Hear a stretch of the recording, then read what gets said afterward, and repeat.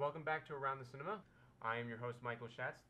This is my friend Kristen Fione, Emily Rua, Ryan Griswold, and we're today talking about Jason Statham. He is set to co-executive produce and star in a new TV show called Viva La Madness with Gaumont International Television. It's supposed to be a 10-plus hour TV series, which is based on the world of J.J. Connolly, who wrote a book that became Layer Cake back in 2004. So, I know you're a big Jason Statham fan. What do you think? Love Jason Statham. Love old school Jason Statham. Not a fan of his newer stuff. I think he lost me at The Mechanic, which is probably the first movie I ever saw with you. Yeah, we had just met. Transporter, love. Crank, love. Crank 2 is epic. It's just an epic film. You actually finished Crank 2? I saw it in the theater.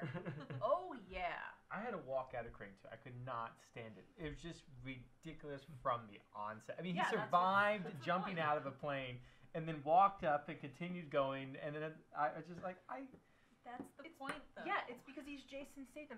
He beats a dude up, and he starts out with his shirt on, and by the time he's done, his shirt is off, and it's like choking the other dude. You just like seeing his abs.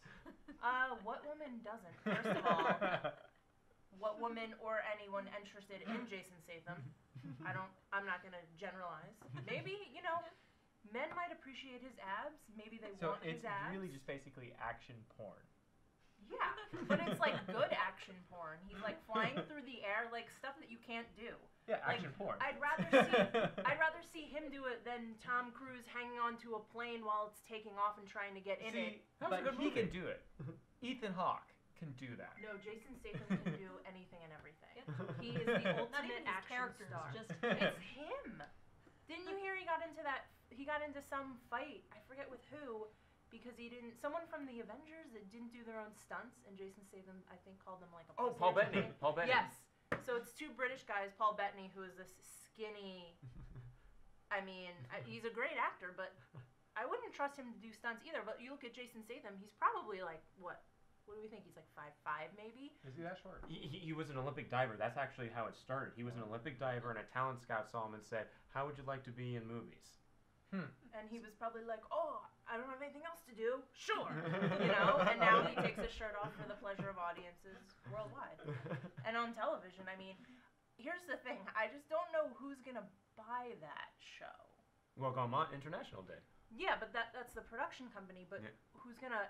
What studio is going to shoot it and then network air it? Got it. Because that's something I don't think would end up on American television. Well, yeah, Layer Cake is originally British. But to me, it also doesn't seem like something that would end up on the BBC, necessarily. There's a lot of cable networks out there. I can't imagine that a cable network would not pick it up. There's so much content that is needed. Like Spike TV? Yeah, absolutely. Or FX or Spike or one of those networks could absolutely pick it up. I feel like this Jason Statham is not highbrow enough for FX.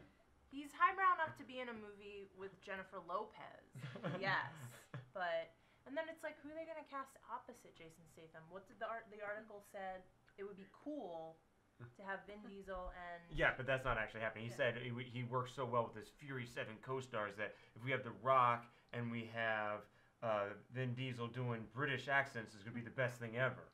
Right, and it probably would be the best thing The Rock could do for his career. He's doing really well. He is doing really well. You may not care for it, but Furious 7? I don't know, because I checked out of those movies. I hear they're amazing. Love Paul Walker. I don't like any of the Fast and Furious movies. What else has Tokyo Drift was good. That was a good Fast and Furious.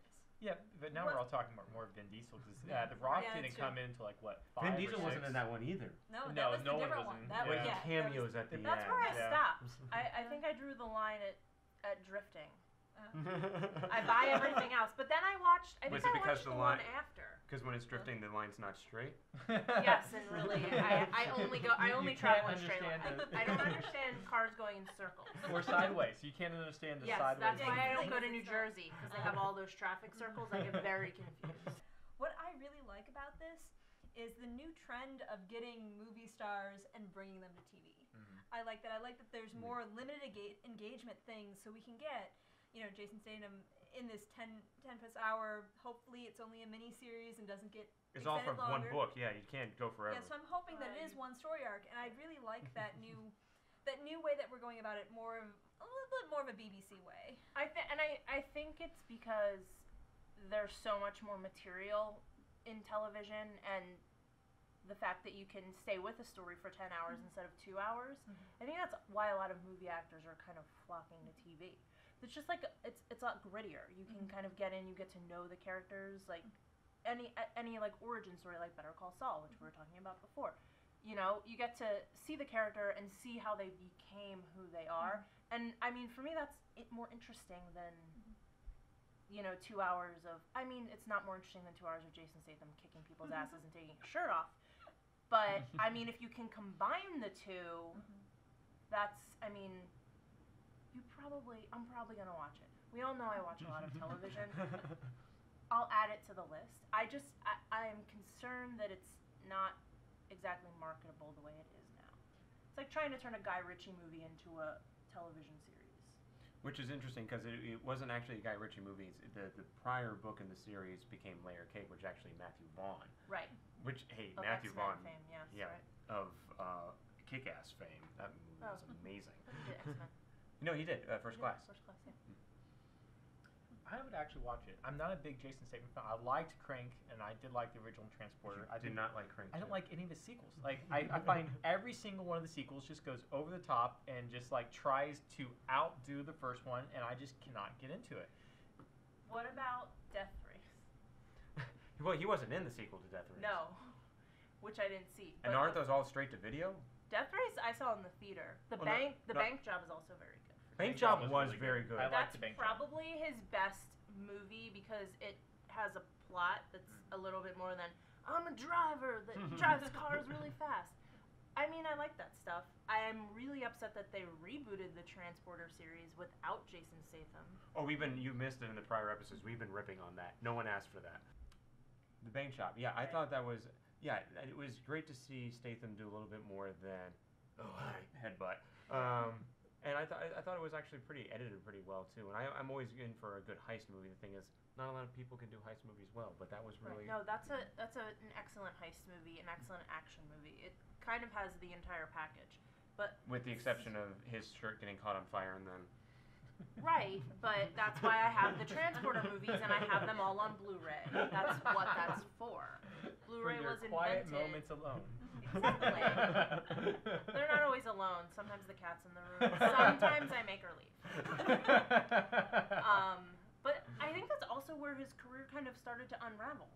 Because The Mechanic was extremely, and that's something I kind of like about Jason Statham movies, is there's a lot of action, but it's not like a lot of bones cracking, which like you guys, I did sound, in school, and sounds are what really stand out to me. So like when you're watching something in the surgery and they cut in and blood squirts, or you hear a bone crack, that drives me, like it makes me cringe. And The Mechanic, I cringed. It had all of that because it was one of the first movies he did that was rated R, I think. One of the only, I think. I think it may make you cringe, but I think that was actually very effective sound design. It was good. It was great sound design. I just did not. Too effective. It was very too effective and very. I'm not like the brutality. I can't deal with. It was a little harsher than it needed to be, but I did appreciate Ben Foster's performance in that movie. Oh yeah. Foster's always good. But I think that is the last Jason Statham movie I may have watched. Oh. Because shortly after that, he did the J-Lo one, which we threatened to go see and then never saw. We should still see that. We should see that. We should probably have a Jason Statham night. Why are we always having Game of Thrones dinners when we could be having Jason Statham dinners? Good food. Well, we And can you still come make for the the food. I come for the food and the games. Sometimes the camaraderie. That's minimal at best, though. That's so sad.